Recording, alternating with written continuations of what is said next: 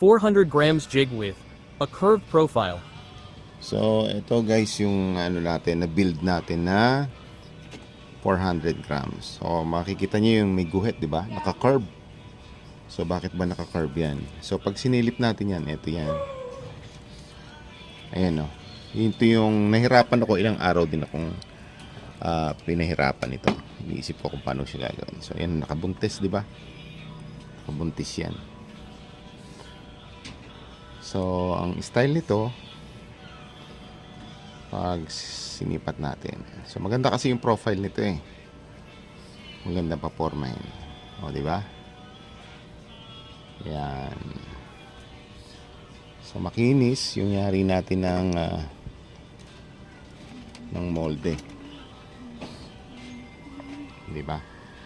So, ganun lang. So, yan, hindi pantay. Kasi nga, buntis yung profile ng jig. Okay? Thank you.